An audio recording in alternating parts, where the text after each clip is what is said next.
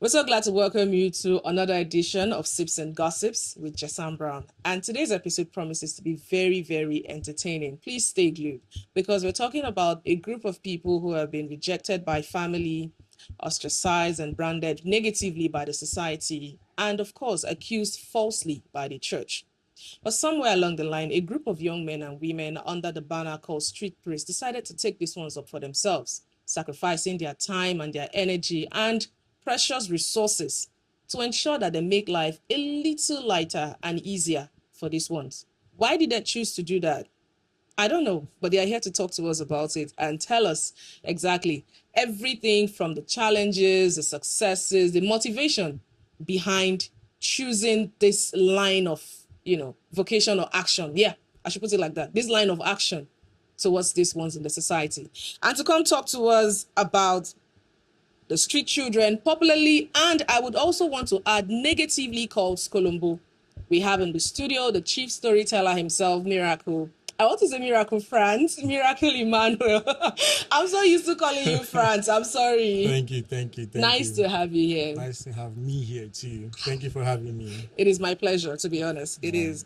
So first of all, you are one popular face when it has to do with activism for the street children. Yes. Yes. So it's no surprise this is happening right now.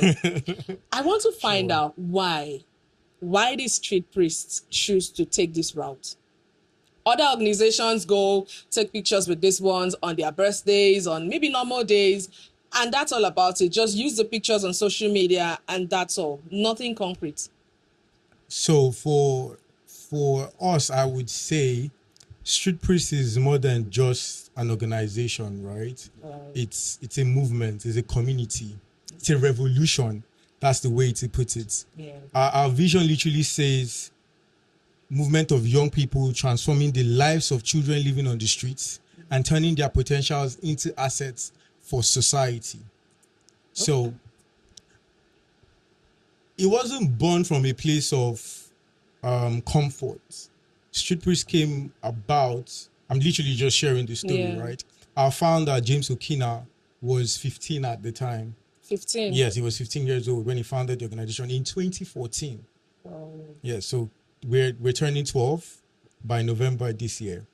And the reason for him going on to birth this vision is because growing up, he grew up in the typical African family where, there's domestic violence and all of that. He was exposed to that as a child, and his parents separated at some point. And that led him down a difficult path, turning to the streets for a sense of belonging, turning to gang for sense of belonging, So he himself had lived on the streets for a little bit of time. So he had that experience of what it feels like to be neglected, to not be given the right amount of care and attention. So coming off that part, he knew he had to do something about it. But he was very young at the time, right? And he couldn't do it alone. So he kept going around asking the older people in his church, his community, because he grew up around the Calabar South area as well. So he kept asking, okay, what can we do about this situation? Like it is becoming something serious, right? And for everybody he stopped to talk to about it, they would listen to him and like, okay, you have a great idea. It's a beautiful idea. But you are a child, leave it for the government. I mean, at 15, I can understand. You're a child, leave it for the government, leave it for the churches. I mean, these are the largest institutions in our community, right? Even to date. You just mentioned two things, government and churches. And in your experience working with these ones on the streets, these two organizations play a role, negatively and positively. Absolutely. So we'll still talk about the story of street priests along the line, but let's find out, what role does government have to play? What role does the church have to play first before we go into the government axis? So for most families, the church serves as a foundation for them, especially if you're born into the Christian faith. The church serves as a foundation. But in most cases, and I would say some of the religious houses. I don't want to call them Let's churches. not be shy and so I don't want to call them tactful about this, because most of these young ones were branded witches. yes, That's true. why their own family threw them out, because somebody, a prophet somewhere, said your child is a witch. True. And we have a popular church in Calabar who is fond of doing that. So let's not be shy about this. Okay, so we'll Yes. stick to We'll just stick to calling that them churches. popular church, yes. So for some of these churches have gone out of their way to, would I say, propaganda agenda against some of these families, and so you come up with prophecies and notions that the child is responsible for the family's what is it called, poor state of things, their financial instability, things are not working well in the family, and it's easier to blame it on that one child. Probably, I mean, with the recent case that we just saw of the pastor killing his daughter because she had Down syndrome and cases like that, right? So churches in a way play such roles, and these families, like I said, they are not well informed. They don't know God for themselves, and so they will just It's an take this. illiteracy issue. There's also that. No, because I don't understand why you have a child you love. Some African parents don't love Seems their like- children. I have to True, just pause true, because true. I don't think if you love a child, there are certain things you will not want that child to experience or subject that child to. Exactly that. But then also is the idea of parenting for some of our parents, right? I mean, I want to excuse the fact that it's their first time living and they don't know it all about parenting, but they are not also trying to learn. Are you a parent yourself? Will you do that to your child if you... No, I wouldn't. I'm a parent now. I'm a parent to children. Oh, yes, you Exactly. are. You So- are. and I'm not doing it that way, am I? Exactly. Yeah. So for some of this, like I said, for some of these churches, having that sort of foundation and then pushing that agenda towards the families, and these families not knowing any better, take up that and then start, impacting the children that way. And so it's easier to blame the child of 10 years, 8 years for the family's misfortune, as opposed to taking responsibility as a father or as a mother and saying, oh, I made poor decisions financially, or I don't have the right resources to have better amenities for my family.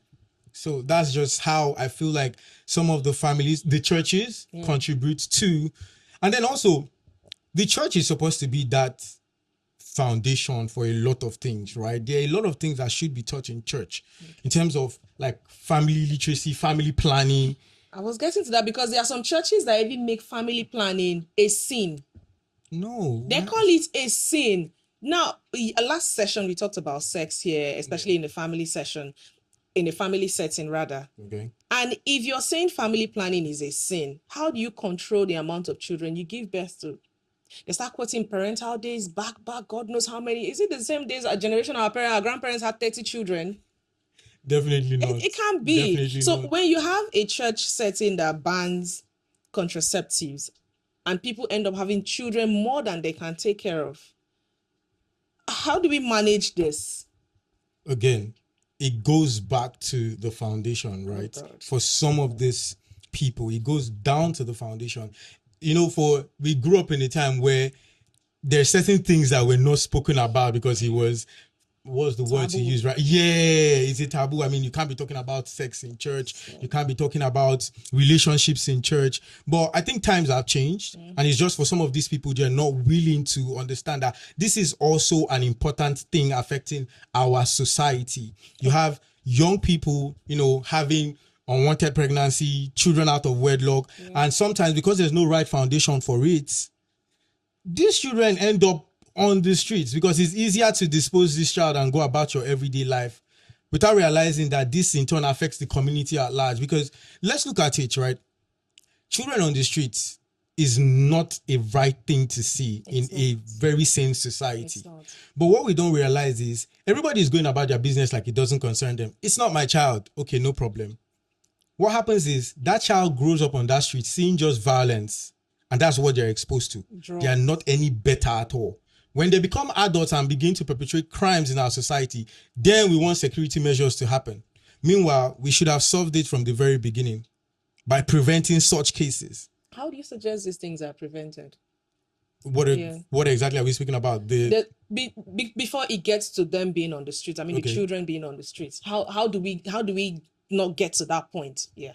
So not to talk of removing them. How do we not even get them on the streets? on the streets. Yeah. So this is where, like we said, first of all, there's the family planning part, Yeah. right? So families need to begin to look into this more extensively across every sector, and even the other parts of, you know, our system and our society, in terms of the churches, you know, your workplace, they need to start taking this up very seriously.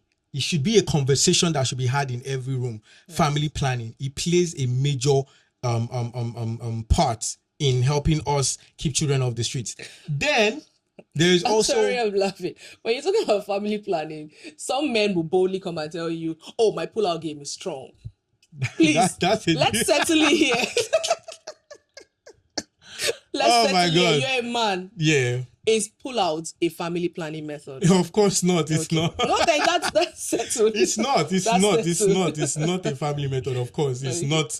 You can't say that. That's not anybody who uses that as their what's the word to use? Family planning. Method. They are on a long thing. Whatever happens, just bear the consequences, right? Okay. So of course there are better ways. You know, go to a hospital, go to a counseling session. You know, have these conversations. It's not something to be shy of. True. Right? I think for most people, being, you know, coming up from the traditional age where you're just used to a certain thing, you feel like it's weird as a man to talk about family planning. No, it's not. The economic state of the country we live in right now, in fact, is enough reason to have to plan your life. Oh, I want to have just 2 children. There's nothing wrong with that. True. It's not your generation. It's not you that will keep the land of your generation by having. I mean, all of these things are things that need to be had in serious conversation, and also families as well. Right. So there's family education, not just in the planning. So for some cases where you have parents who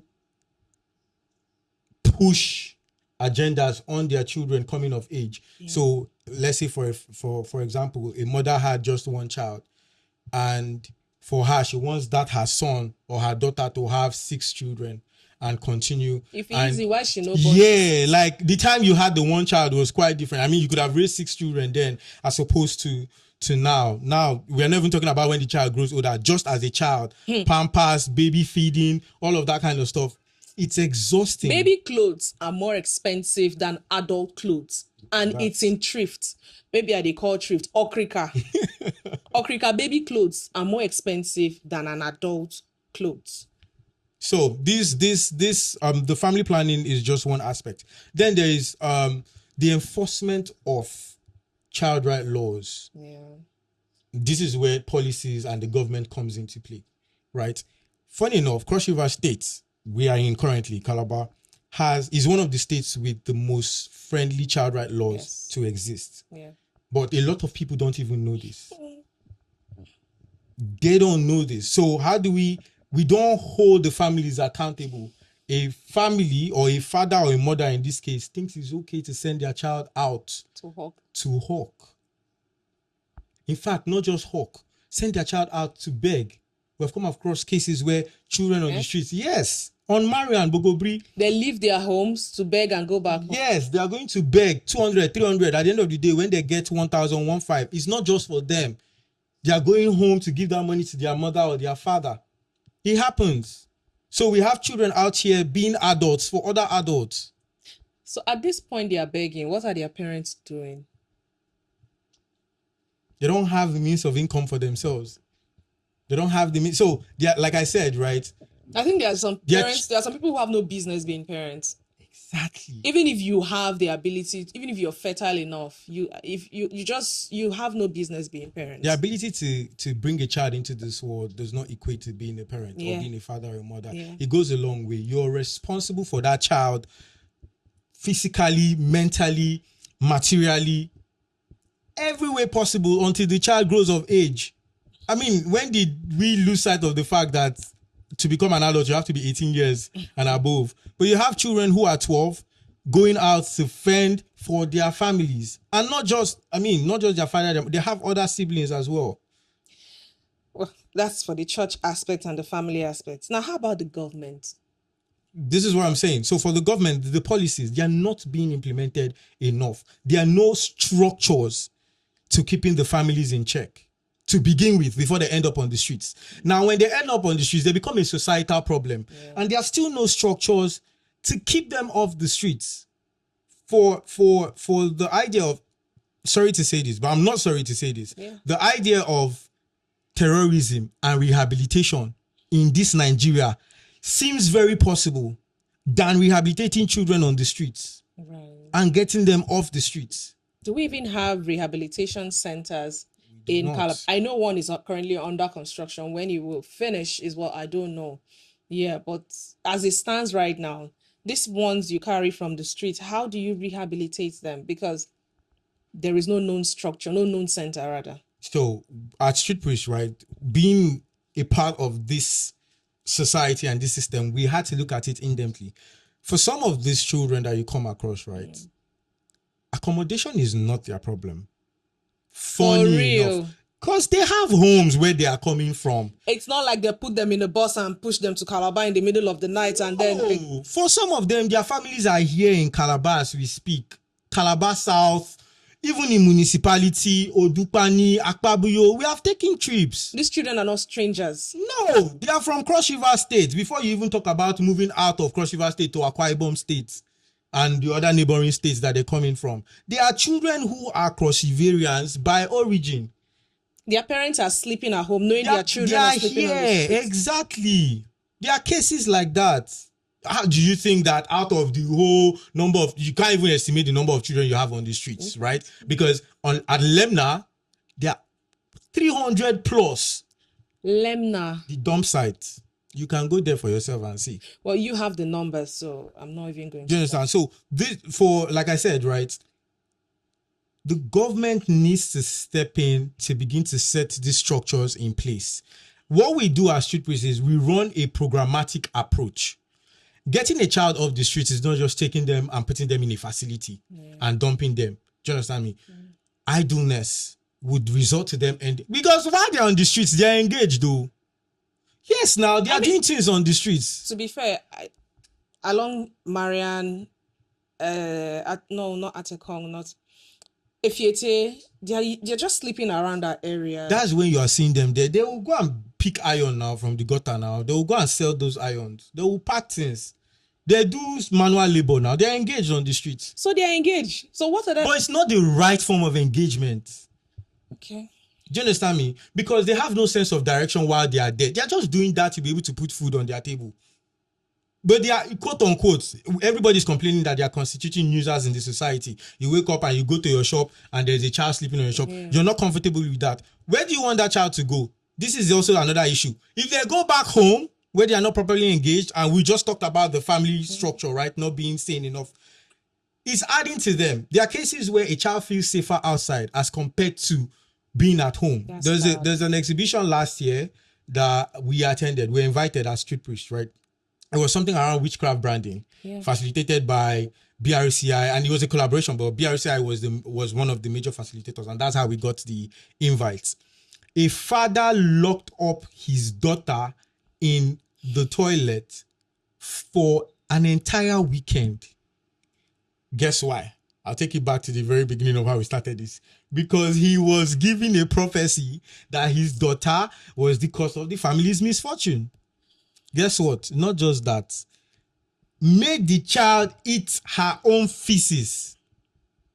France. So you think a child will go through that and feel it's safer to be? Won't you be on the street if you were in that situation? I go run, come out for house. Like I would run out of the house because I don't want to die. This is my father or my mother. They're supposed to protect me. Where is his father today? Okay, somebody should just tell me something. He was picked up maybe sometime. In Calabar here. Not in Calabar here, but in Cross River State. I was about to breathe a sigh of relief, but I can't even breathe that relief anymore. In Cross River State. Akpabuyo, let's not go far. Akpabuyo. So do you have cases where for some of these children, where is the government in all of this? Where is the government? Because yes, there are child right laws, no doubt, but implementing it. That's the problem. The department responsible for this is supposed to be the social welfare. Yes. Right? But we can see. Another thing, do you also have social welfare working with your team? So we have reached out multiple times. The social welfare department of Cross River State. Yes. We have reached out multiple times to create that relationship. But you know how it is with getting the government involved with what you do. It's critical. The last one that took a major, March 19th, You know, there's social welfare and there's humanitarian commissions. Social welfare. Let's start with social welfare first. Leave humanitarian. Social welfare. Gong. Wow. March 19th, there was an incident that happened. We're out for street corners. We went out. We got news that around Mirislesor area, apparently they have been trying to drive because the children have to find safe haven somewhere, and that is one of their clusters. So they packed some of the children. The Kuda task force. Oh, I saw that video. Picked up some of the children. Yes. God. About 6 of them. And took them to a particular place around that Mirislesor side, opposite, by that Zoo Garden area. Tied them up. We walked in on that scene. If I wasn't there myself, it would have been a different case. And thank God there are visual clips to show for that. We walked in there and the person was using a machete on the children. Is that supposed to be some form of rehabilitation? You want them off the streets. Okay, that's how you want to do it. Well, I'm happy that case was handled. I mean, you made them popular because if I remembered very well, there were promises to handle that case. But still now, nothing has been done. Both to the official who did that. We didn't get any news, nothing. Nothing. And again, that is one of the cases we also reached out to social welfare. They showed up one time for our program to see how they can be a part of it. One time. Until now, nothing. France, I stopped processing things at eating feces. I'm sorry, but this is a random Tuesday in line of our work. This is what we see on daily basis. So, like, again, this is not in any way trying to drag anybody, or we are all accountable. Please, why are we so scared of dragging? No, it's not that, because there's always the talk of it was like this is not the administration that this started with, right? I don't care. This is multiple the administration. It's happening now. Again, now this is also what we are trying to do, right? There's the idea that it's just the government. The government has a major role to play, yes, but then there's the everyday person like you and me. Yeah. So where do we come in? That's good. Societal values, we have lost it. Let me ask you this question. You have visited your village multiple times, right? You're talking to the wrong person. Not in recent times. Okay, there was a time. Yeah. But have you ever heard of children on the streets in villages? No. Why do you think that is? No, to be fair, no. We don't have street children in my village. Because for some reason, right, this is how it works in the village setting. Yeah. Even till now, if you go, if I see you, I don't just know you, I know your father's father. Yes. So I'm not calling you by your name. Are you not the daughter of so and so? So if I see you outside at a certain time when you're not supposed to be outside, it's not even you I have a question with. Exactly. Yeah. It's your father I'm going to go home to go, what is this child doing on the streets? Yeah. The laws in the traditional settings, in fact, so are they now stronger than the government laws? Apparently, that's what we're seeing, because we live in the urban area, so everybody's going about their business like it doesn't matter to them. So it's not my child. All this is not my business. That's what's happening right now. But what we don't understand, like I said earlier on, it will become your business later. Exactly. When that child knocks on your door in the middle of the night to request for your property, it will become your business. Then they are not a child anymore, because now they are older. And they are colder. Thank you. They don't have the feelings that what they are doing is hurting you. Exactly. Because for a child who there's a saying, I'm not quoting it verbatim because I can't remember who, but it says a child who is not welcomed by the village will watch it burn to feel its warmth. Wow. I can't say it verbatim. I mean, it's well understood. But that's the idea. It's well so understood. To feel loved or to feel like they are ostracized and they want to be a part of the society, so they will take it by force. Wow. What are some of the challenges? Because there was something I said earlier that they have turned cold. What are some of these experiences these young ones have that turns them cold on the streets? Not just the physical weather cold. Beautiful. Thank you for that. Very beautiful. How did I say it in pageantry? Thank you for that beautiful question. A child, let's play a scenario. A child comes out on the streets. They are 6, 7, 8 years old. Yeah. They are naive. 6. Yes. The children born on the streets in this Calabar. This thing I'm talking about is not outside of Calabar. There are children in Marian here at Ekong. But people are oblivious to these things. They don't know. Again, and in the age of social media, that's why we're even seeing some of these things, right? Yeah. Trend. So a child comes out into the streets, 5, 6, 7, 8, 9, 10, 11, 12, no matter what. They come out onto the streets, they spend one night on the streets. They are naive that first day, right? 1 night, 2 nights, 3 nights, it's becoming a norm for them. It shouldn't be that case. They are still terrified though, but guess what? They have come in contact with other children that have been on the streets long enough. So they begin to find safe haven in those clusters while they are still on the streets. Now, because they're on the streets, they're exposed to a different level of threat we don't understand. Cultism, gang-related activities. The older guys on the streets, I'm talking about, because apparently it's like a hierarchy. It's a hierarchy, yes. The bigger boys on the streets, the bigger guys on the streets will now present you the option of security. Like it's a prison. Beautiful. So I can protect you. It's like now you're on the streets. Jesam, I will not tell you that, say this place where we do it rough. So make I be saying that they give you covering for year. You be my You boy. go, yes, you go to give me dues. As they beg for street, so you go to give me dues. So we have left the weather condition. That one, rain, sunshine, you are there. We're talking about the mental trauma involved with this. If you don't, you are left to the physical harm. So anything can happen to you on that street. And because you're on the streets, nobody can be held accountable. You can lose your eye, you can lose your hand. So they are also faced with security threats while on the streets. Then there's the emotional trauma. People have called them things. Quote unquote. You see this Colombo that we started with, right? Colombo is a cult. Colombo is not just a random name. Beautiful information.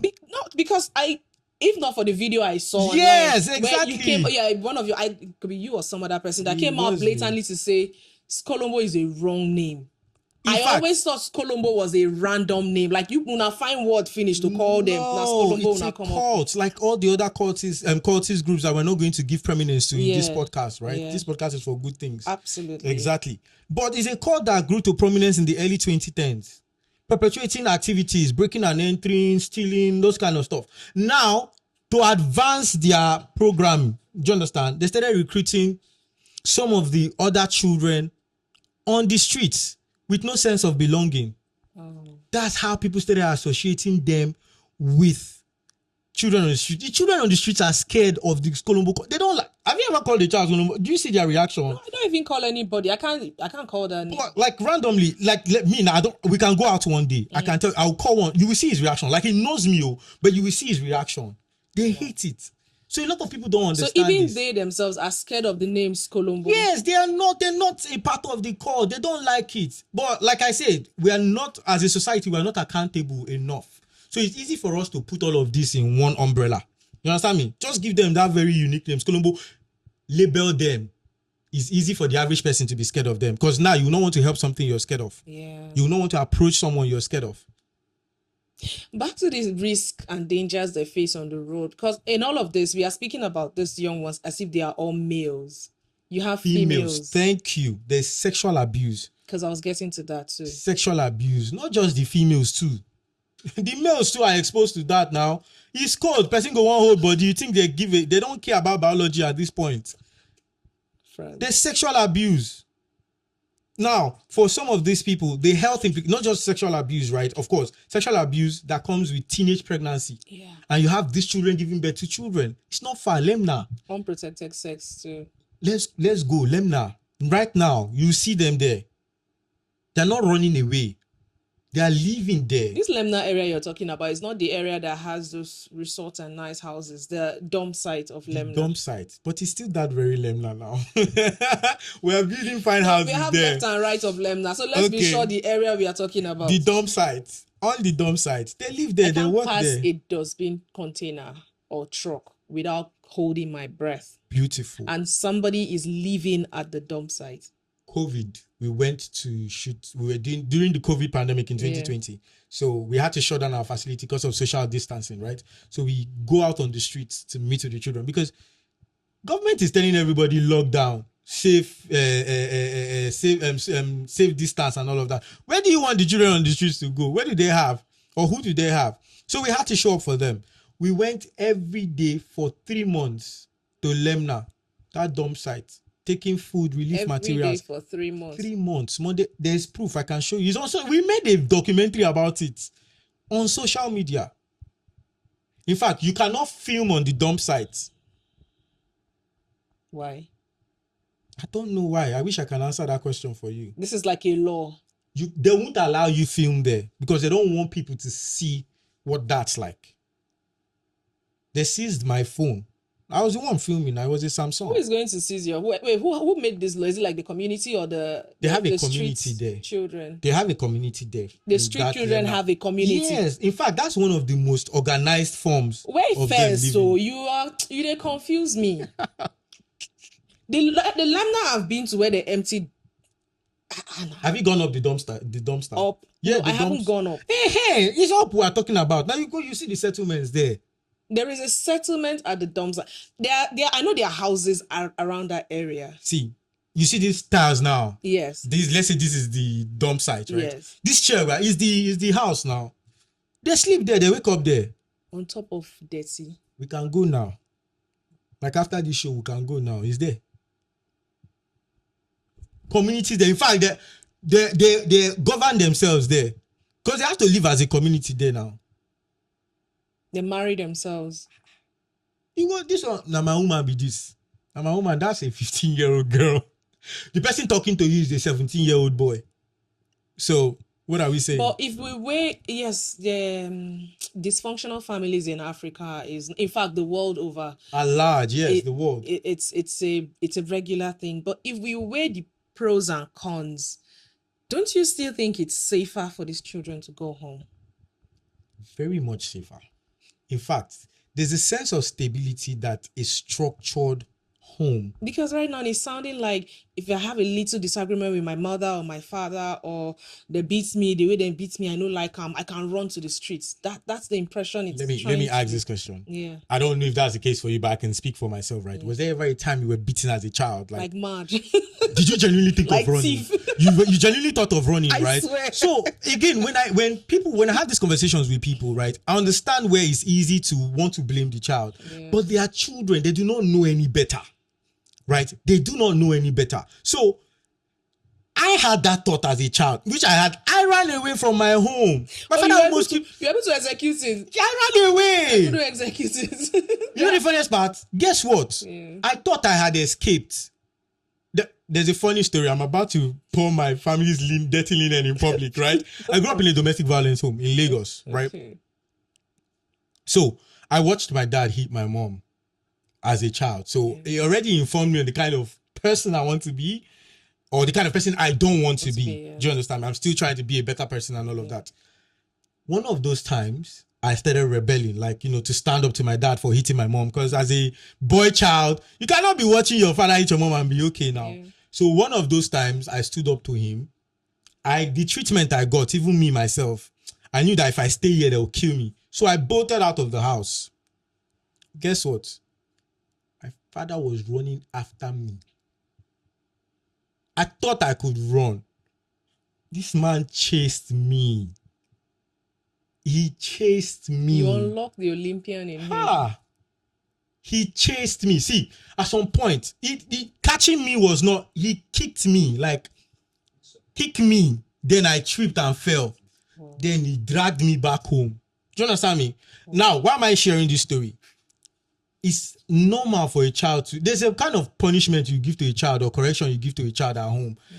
And you don't pass correction now. Waiting I do no reach. That kind of level. Because I know wash plates, or because I know do this, or because I lost money. Do you understand me? Yeah. It has been carried across blogs transfer of aggression on the child. Yeah. So now the child feels like it's safer to be outside. You as a parent think it's okay to leave the child outside. The child don't come up for house. You don't go after the child. You're not bothered. You are in your house. No. That's where we are losing it. That's where we're losing the parental values. My mother's favorite statement when she's beating you is, if you move. Thank you. If you move. She's not chasing you to flog you. You will stand there and she will flog you. If you leave that spot and you go finished. You in your mind there, that my father will always say, just stay and collect your punishment and go back inside. Because you are not escape. Even if you run, they will go and find you. Where are you even running to? Your neighbors will bring you back. That's the setting I grew up in. Your neighbors will bring you back. Everybody is responsible for you. Yes. That's the thing. It takes a village to raise a child. I don't know where we lost sight of that statement. Because you now have parents who will tell you, "I don't beat my child like that." So parents even go ahead to schools to tell the teachers, It's very "Do not important. beat my child." It's very important. Discipline belongs to only me alone. It's very important to correct the child. Again, like I said, there is a level of punishment that, of course, becomes severe, and you're already abusing the child. Human rights will step into that. But correction of a child's wrong behavior is normal. Yeah. But parents are not willing to put that strong hand anymore, and that's where we're losing it. Like, our entire value system is crumbling. Discipline. Exactly, it's crumbling. Why does a child think it's okay to go outside and sleep and it's fair? Because they know that their father or their mother is not going to come out to look for them. What do you even do about these churches and their fake prophecies? Because that's exactly what it is. Let's just say it the way it is. Branding a child a witch, a child that can barely write. Thank you. Now, with respect to that, the first thing goes back to these families and ignorance. They need to know better. I feel like if there's a way to even regulate, if there's a way to regulate these religious houses, these churches. Some of us who do know better, especially those in government, can regulate these churches. It's important, because why is it normal? But prophecy houses or prophecy homes are becoming so common. And it's causing more harm than good. Yes. In our society, let's be honest, it's causing more harm than good. How do you call a child a witch? Well, like I said, for decisions you failed to take or you took and you took them wrongly. But anyways, that will leave that for the government to deal with. Because we're leaving a whole lot for the government. Yes, if I really want to talk about this, we'll exceed where we are looking at. This podcast, this session was designed to x-ray what Street Priest has done so far. Yes. And no doubt the challenges we face in line with the work. Yes. And you've spoken a lot about it. I want to believe there's good news. Of course.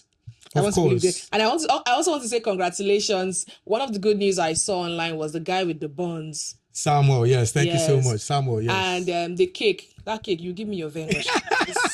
That cake really No problem. No problem. So the guy with the buns, and there are other stories, there are other Samuels like that. So far, between in your 12 years, how many people have you been able to rehabilitate? I mean, street priests. So in terms of specifics, right? Yes. First of all, our program at large covers across different thematic areas. Okay. And through those thematic areas, accounting for frequency, we're looking at 20,000 plus frequency. And this is what I mean. Let me give you a classic example. Yeah. If I go out today in terms of programming and I provide nourishment for a child, that counts as one. Oh, okay. Maybe I was not direct enough. How many children have been able to take off the streets? Yeah. I wish I can estimate that number right now. Oh. Do you understand? I wish I can estimate that number right now, because we're talking about also down to the IDP camp in Akpabio. You're not limited to Calabar. No. Oh. No. We're not. There are cases of families in Akpabio, Odupani, Bakassi. We reach those areas too. So they also get to feel our impact. But let's work with specifics, right? Yeah. For our back to school program, we have been able to impact over 400 children. They've taken 400 children back to school. Primary, secondary. There were 400 homeless children in Calabar. Not in Calabar alone. Around these areas. Around Cross River State that were not going to school. Okay. Now, also, there's another section of these children we don't speak about enough. At-risk children. Now, you see how we're preventing children from ending up on the streets? Yeah. Those are at-risk children.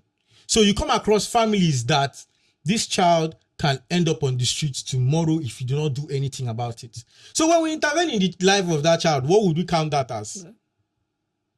You see why it estimates to that 400, right? Yeah. That's why it estimates to that 400. So you have active cases, especially in government schools. How do you notice these things? Do you have your people living in neighborhoods like this, that? Because how did it get to you? So there's field work. Yeah. When we go out, we observe. Okay. The work of street priests is not, the social impact work is not run from offices. There's ground work. You have to be on ground to observe. and see what's happening in real time. So that one, sorry, excuse me. Yeah. That one we can boast about. Not necessarily boast. I mean, we're doing the Lord's please work. boast about it. But that one we can boast about. You boast in the Lord, so Thank boast you. about it. We are Thank boasting you. in the Lord for this part. But then also, in cases of families and these schools that we have affiliations with, where we have taken the children, we work with the schools and these other areas to see to it that, okay, let's say you have these children in your school and you can tell that they come from a very, very poor background, but they are doing well. And they can end up on the streets tomorrow if nothing is being done about this. Recommend them to us under our back to school scholarship. Yes. Okay. We do that across different schools. AME Zion, PCN, Akim Secondary School. Government secondary school, state housing. Stay in school? Yes. Do they live in school? Is that what you're asking? Like, do they stay? Like, when you take them to school, do they continue with the program, or they drop out at some point? Children who have gotten, finished their program as we speak. Yes. Trying to get into the uni. So we're not just talking primary, secondary. We're talking into the university, learning a trade. This is quite wide. This is quite wide and large. I can go on and list specifics if you want me to. Please, I want to, because there are certain questions I don't know if it's okay to. There's Victor. Victor was taken off the streets in 2017. Okay. He was taken off the streets in 2017. What happened? How did Victor end up on the streets? He misplaced money. So his father gave him money to do something. Okay. Not that he misplaced. Let me use the right word. He took that money out. Peer group influence, right? I get this kind of money. You get the kind of money we picking go see. You don't hold land. Say you don't land. He went out, spent the money. Now he cannot go back home because the father is going to kill him. Supposedly, that's what he thinks. So he ended up on the streets. He didn't even go home to find out the parents' reaction. He did not go. If you know, you get as you are speaking, go know what your papa and mama fit do. He will just make you leave. So he went out, stayed around Lemna area. Okay. Before he came back to Bogobri area. It was around Bogobri that my executive director found him at the time and took him back home. Long story cut short, today, Victor is a nail tech. Doing his business. But do these things really leave them?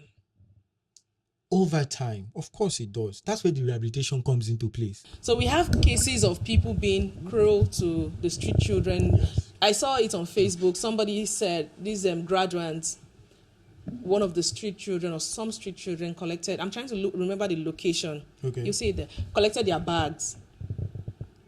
I think those ones who celebrated at 11/11. 11/11, right? Okay. Collected their bags and ran away. So that was like a bad day for them. So because of these occurrences, people tend to have a negative mindset about them. When you see them, don't be kind to them, push them off. Yes, these things happen. We are not saying it doesn't happen. Yes. But what can we do? Because on the one hand, they have legitimate reasons not to be kind to these children. On the other hand, there is you who is trying to tell people this is not all there is about street children. True. What should we do about this? Because I think the negative occurrences are becoming more and more frequent. Again, I think it's also the fact is people want to just dwell on that, on the negative. Now, I'm not disputing, like we said, that some of these things haven't happened in times. In fact, that 11/11 is a public space. I'm not doubting the words of these people. I'm saying, how are you so sure that it was a street child that even perpetrated that act? Is there a difference? Yes, of course. There are people who just come out of their house. That's a public space. You can't go around asking everybody. For a child, the child has to live on the streets. There is a garden. Is it down at Chibong's garden behind Spa? Beautiful. That is a known spot. Are they still there? To live at that place is always locked up, right? Yes, I used to live at Eyoeta. And at the time when Spa used to stay on longer. And I almost had an encounter with some of them there, but it took I would just say street sense, because that place is dark. So instead of me taking that area to 11/11, I took a longer route to Rabana. Okay. And then I got home. You were able to get out of that situation? Because I saw some people standing there. I was not about to know who they were. Who is who? Exactly. That's not your identity is not my problem right now. My problem is I'm a girl. Safety, yes. The place is dark. And I cannot identify who is standing there. True. For In So relation that's a to known spot, or used to be a known spot for some streets. people to stay. Yes. But that's the thing. Are they actually children? Or we are talking about grown ass adults? Street kids is not below. I mean, street kids is street kids. No, but it matters. The terminology matters. Okay. Because once a child, I'm not going to see a grown ass man and then say I call that person a child. Am I? He was raised in the streets, so I think the term Then comes he has along with him. moved from being a child on the streets The street adult. to an yes, if that's the term to use. Because But I mean, when we're talking about street kids, it's just one group. we're So whether talking young about, or old. okay, but I it's think that separation category of needs to people. happen. Okay. Because this is the reason. Let me give you a classic example, right? Nigerians are known for quote unquote fraudsters, right? Yeah. Beautiful. Now imagine you go to the embassy to apply for visa, and they tell you because Nigerians are known fraudsters, they are not going to give you the visa. Are you a fraudster? That won't be fair. Beautiful. You're not a fraudster. But now you have to bear the bone of every other person that has perpetrated an act and giving us a label. That's what we're trying to say. For some of these children, you have never encountered them before. They've never done anything to you. They really want to be off the street. In fact, they don't want to be in that situation to begin with. But they already have a label hanging around their neck for crimes they didn't commit. Yeah. They have to defend them. So, auntie, you already see them as a criminal. They have not said anything else to you. Auntie, give me money now. That's just it. For some, in fact, we have this saying in street preach, right? When you see a child on the street, give them a smile of yours.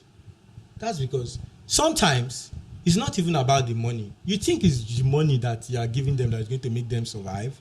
Really?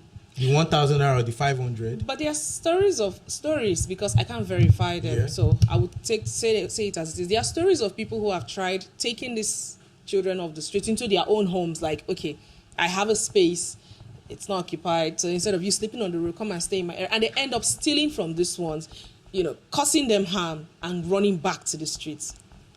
Now, they have been on the streets for a period of time and have, in a way, been affected by their life. So, again, you just took them off the streets. Mm-hmm. There was no form of rehabilitation done. That's like stability. So you felt like food, clothes, and shelter is what they need. No, it's a mental rehabilitation. That's how our programming is different. For most, if 100%, 90% of the children that we have taken off the streets stay at home or in the temporary place we find for them. Because when we take a child off the streets, we're not just taking you out of the streets. We follow a due process. So we have watched over time to see that you really want to go off the streets. There's somebody right now going to school from the streets. Really? Akim Secondary School. Gabriel. Oh, there's a video we posted on our social media where the Netflix documentary thing, yes, where the boy sat down. Yes. He's going to school from the streets. He's going to SS3 when September. He started from Jesam. And he has been on the streets. I say he stays at Atekon. So your aim is not really about just going. Just that mindset shift. Yes, it's a mindset shift. They have to understand that this is not about the location. But what about if he keeps staying in that place? Are you sure that mindset shift can happen? For certain children that have shown resolve, Gabriel showed that resolve. For other children, we have to take you out of there and take you somewhere else. So let's say a temporary facility, or reunite you back home to your family. So now we take you back to your family and be like, okay, what's the situation at home? Why did you leave? Oh, my father wanted to kill me because I lost money, or the poverty state at home. Yeah. We now work with the families. Okay, you see this child, we are going to be responsible for this child. You have to provide that structure in terms of home for them. But every other thing involving this child, we will provide it. Okay. So we are working in line with the families to make that happen. That makes sense. Like one of the boys you recently rehabilitated that went back to the street like 3 times before he finally left. Blessed. Thank you. That's his name? That's his name. Blessed, yes. We have the no giving up spirit as street priest. You know what it means to pursue a child 3 times? What caught my attention was he said for every time you people went there to bring him out, nobody judged him. No, because we understand these things. If you've been in this work for 12 years, there's no news you want to see that is new. There's nothing you want to see that is new. So when you meet the child, you're trying to meet them halfway because you understand that violence is not even going to get them, not to get this thing solved. Yeah. So I hope he's not back there again. No, he's learning furniture making as we speak. He's so good. That. He's going to resume school in September. In fact, guess what? He should have resumed school since. But as part of the rehabilitation process, we had to make him go through this whole furniture making process. Finish that, and then you can now go back to school. Do you understand? That's so literally that's the length with which for some people they would never understand the length we're willing to go to as a community to save one child. George, for example, George had the fracture in his leg. It was a hit and run accident in 2023. Finish with George. Let me find out, when you're talking about George and you're done, how do you fund all these expenses? Thank you.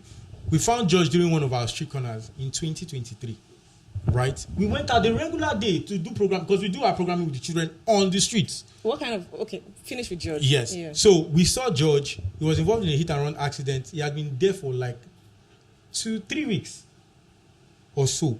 The bone was decaying. Oh my he was out already. He was decaying. In fact, when we rushed him to the hospital, the doctor said if we had left him for a couple of hours, he would have gone into shock and died. That's how bad it was. George stayed in the hospital for 6 months plus. We ran programming around George for 6 months plus. One child. Every day showing up at the hospital. We donated blood. I donated blood. I was among the first set of people to donate blood for George because we didn't have enough money to buy blood from the hospital. Yeah. So we're like, okay, we have volunteers within our network. What can we do? What kind of blood do you need? We'll provide the people to provide the blood. We had people bring clothes, food stuff, all of that around one child. We crowdfunded for his surgery. We're talking about in millions to save one child. Everybody will see it as what's wrong with that one child. But George is alive today in SPC. As we speak. Schooling in SPC. SPC. So that would have been one child less, right? Yeah. But look at him today, turning his life for the better. How do you raise funds to help assist these children? Basically, crowdfunding. So we have individual donors from time to time who love the work that we do and support the work. And they donate on a weekly basis, daily basis, monthly basis. Your 1K, you think is nothing. It goes a long way. It will buy a bag of waters for the children to eat food. 1,005, it will feed a child 1 plate of food. And that's how we're able to do these things. Then there is grants. You have account numbers. Yes. Right. So yes. As an organization, we have to definitely. We'll definitely attach it to this. And to show how credible we are, we have different account numbers for specific purposes. Street Priest is one organization, one of the only organizations in Nigeria that runs 100% funding for the children. You know how the organizations where if you donate 100,000 today, that 100,000 they will tell you like 20 or 30 Ks for administrative uses, purposes, right? That 100,000 as Street Priest is solely for the purpose you donated it for. Admin expenses is raised another way. That's to show you how accountable we are. Just tell me how much your salary is. The range of it. You cannot. That's what you think. You think I'm being paid a salary? Yes. No. So for the number of years you've been with Street Priest, it has been. See, I first of all started as a volunteer. Right. I only became a staff in 2020. Wow. So I started volunteering when I came into Unica. I came to Unica to school. That's what brought me. I came from Lagos. 2015. Oh my God. So I've been in Street Priest for the past 10 years plus. Wow. Right? I became a staff. Incentive, stipends. That's what we are paid. We're not paid salary. How much do you want to pay me for the work that I do as Street Priest? No. Wow, that's impressive. Stipends, that's what we are paid. So even the staff within Street, you have to have side gigs to be able to make your own ends meet. That's nice. 100%, like I said. So imagine you donated 100,000 naira for. There's a program we call Street Corners. It costs 100,000 naira to make the Street Corners work. How much do you want to remove from there to pay a staff? If I remove that, then the Street Corners wouldn't happen. Yeah. So a child will not eat, or programming won't happen for 50 children because we have to pay one staff. Do you get my point? Yeah. So we have to find, there's a department that is tasked towards raising money for administrative expenses. But when it comes to programming, like I said, 100% back to school. And people are health, losing this taste of volunteering. a lot. Yeah, they have. I started volunteering in 2012 and I only reduced my efforts in 2022. 10 whole years. See, what people don't understand, the skill and you developed, it never failed me in any way. So the knowledge, the skill set you the developed, network you have. the network you. I'm popularly called the chief, right? In Calabar, in the idea that I'm always at social gatherings, events, all of that. But the access I have to this place is as a result of Street Priest. In fact, our founder always say, James, Street Priest, he did not find Street Priest. Street Priest found him. You get a sense of purpose being a part of the organization. That's why it's hard for me to leave.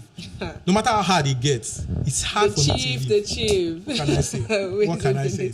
Let's hold on for a minute. Before we do a wrap on this session, we are being joined by a street. Oh, okay, Franz, you have to help me out here. Yes. First of all, you have to help me out here and introduce our guest. Yeah, who is sitting close to you. So tell us who Daniel is, and then Daniel, a few things you have to say before we go off. Daniel is a man of interest because he's not a child anymore. He's a man of interest. Yeah. Daniel has been a part of our program actively since 2020. Oh, okay. Yes, we were able to see Daniel. He definitely had been on the streets for a period of time, right? And his own story, he will tell you himself, right? But he was able to come off that part. We're able to send him. Daniel is one of the people who went to school from the streets. Yes, I'm not. And it did not impact you. It didn't impact you negatively that you were still in that same environment, going to school and coming back there.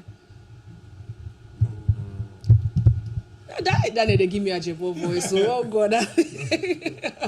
Yeah. Okay, so the thing is,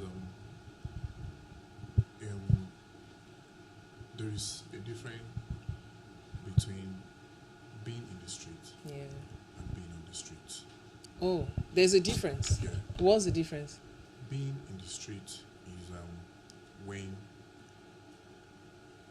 for instance, like the ones that are out there right now. Yeah. Nobody's feeding them. You're the one feeding yourself. Like, I don't know if you understand what I'm saying. I get that. Yeah. But now, when I was going to school, I was on the street. Okay. So who was responsible for your feeding? Street priest. Okay. Sense of responsibility. Okay. So you are not you're not in your own job was just go to school, come back. Your feeding and everything is taken care of by street priest. Exactly. I take it you're a shy person. Exactly. Yes, in the show. Don't worry. So we won't keep you on for long, but we still have people out there on the street based on your experience. Okay. Yeah. What can you say to those who are willing to leave, and to other people, the kind of mindset people have towards the street priest? So first of all, those who are willing to leave. Okay. It is not easy. Yeah. It's not easy. It takes a lot of courage. Like, I don't know, but the whole thing, it is not easy. So what about this mindset people have about children on the street? What adjusted mindset do you want the rest of us who see children on the streets to have? How should we view these children on the streets? Okay. Like he said earlier, they are criminals. Yeah. And they are street children. Okay. You get. So But since we cannot differentiate them, what do we do? you can. Obviously you can. Because a street child won't just walk up to you and then start snatching your bag. For real? Yeah. Okay. Rather, they will beg you. But now, there is this part of them, they insult you. Most of them, let me not say all, most of them insult you that when you are not ready, like when you are not giving them. I don't know if you get what I'm saying. You hear something like punish your mother. Yeah, yeah. So, but at some point, if you give them maybe 1, 2, 3 times, you are a very good friend to them. Okay. Yeah. Okay. Wow. So the mindset Yeah. will always be there. Okay. You get, like, for instance, now if you pass maybe a few day, then maybe you're in car, then for you to start that particular conversation, you'll be like, "Oh, these street children," and then leave the rest for the whole. On the passengers. Bro, Oh, it is Daniel. crazy because Yeah. everybody has their own opinions. Yes, me sitting here, I used to think that as long as it concerns street children, it's violence and that's not a crowd. Don't come near me and all of that. Until I came across Street Priest page on Instagram, and they did their own gospel work on me without even realizing Okay, it. So concerning that Colombo part, yeah, so there was a time where we had Operations Colombo. yes, Do you want to tell me that government would just start bringing out police and then call them Operations Colombo just to kill street children? of course not. So that should make you realize that it is for a particular purpose. Meaning these Colombians, they are actually called. Ah, nice one. Word. Nice one, nice one, Daniel. Thank you. So we are really running out of time right now. Chief Storyteller. Thank you so much, Daniel. You will just stay to a wrap up. You're not leaving. You will stay to a wrap up. No problem. Yeah. So a word of advice out there. Okay, so Parents, government, churches. so I would start with the parents. Yeah. Right? We need to do better when it comes to raising our children. We need to be more accountable, right? It's understandable if you do not know it all, but you need to be more accountable. You cannot send your children out to beg, go and fend for the families. Like, it's wrong. Like, be more informed. Family planning, take up all of these initiatives is very important, and it will help you be a better parent, not just for your child, but for the community at large. Because for some of these issues that we have is as a result of a parent's poor decision on their part. For the churches, most of these families hold you in high regards. Be careful what you say from your pulpit or from your place of authority. Because sometimes people just push their own word as the word of God. And that's wrong. You're destroying the lives of families out here. So be more careful with what you are pushing out. If you're speaking from a personal standpoint, say that this is my own personal standpoint. Opinion, sir. Do you understand? It has nothing And to do even with the that, Bible. you have to be informed, because they see you as a respectable person. So they will also take your opinion as the word. That's for the churches. Be more accountable. You have different groups in the church. What are you doing with those? It's not to keep the families in check and to check in with the families. Let's have that. Then for the government as well, the policies being implemented is the main thing. It's not just having it. We can have 1,000 laws and it doesn't do anything for us. But if they are not being implemented, then we are still down to zero. So these laws should be implemented. When you come across cases, let's take it up. Let's set structures in place. Let's also provide the support needed for the organizations that are doing the work. Sure. You can't do it alone. That's fine. In saner societies, you collaborate with other organizations that are making it happen. In the legal aspect, in the social impact aspect, in the health aspect, whatever the case is, we collaborate. It's collaboration. Teamwork makes the dream work now. Yep. At the end of the day, if Calabar becomes a no child on the street zone, it's not Street Priest that is only going to take the credit. Government. It's going to be to the Cross River State government. Yeah. So we're all working hand in hand to try to make this thing work. And then for the individual within the society, right? How we can also play our part. The advice we're trying to leave is be responsible for the children around you, even though that's not your child. Because the idea is, if you neglect that child today, they become the menace you fear tomorrow. Right. So it stops at nothing. If you see a child on the street, like he said, they'll come and beg you for money. Genuinely engage the child. I don't have to. Do you know how many times I've told the child I don't have? They will not beat me now. Street Priest. Yes, I don't have. Because another thing is, we do not advise you to even give the child the money there on the streets. Right. Because they are exposed to a lot of things on that street. The vices. That's the difference. We can maybe have that in a different episode. Do you understand? So you may be fueling. In all of this, we have not even talked about drugs. Yes, that's what I'm getting to. We have not even spoken about drugs. So you can be fueling that drug addiction of vices, because they have to survive on the streets. Yeah. So instead, if a child begs you and you have the money, buy the thing for them and give them. Okay. Do you understand? But if you don't have it, smile. I don't have today. Tomorrow, Ask the child their name. Okay, what is your name? If I see you tomorrow, let me know your name. So I'll not call you this boy. I'll not call you that boy. You know be Skolombo ba? Tell me your name, make I no call you Skolombo. Start that conversation. That child will feel more attached to you. When they see you next time, in fact, they are not calling you because they want money from you. They are just greeting you because they want people to know that they know you. Sometimes that's what it is. Right. You know how as a child, your uncle or somebody, cool uncle will come to your school. You will go and attach. Everybody will be looking. Sometimes they are children. They want these things too. Right. So basically, this is what we'll live with. This is what I will live with the people. Franz, I really do not want this episode to end. I promise you, I don't want it to end. But then it has to. We'll definitely do this again. Definitely, I'm down for it. We are down for it. And until next time, my name remains Jesam Brown. It's been a fantastic session. We'll see you in the next episode. There's a lot already has been said, so see you in the next episode.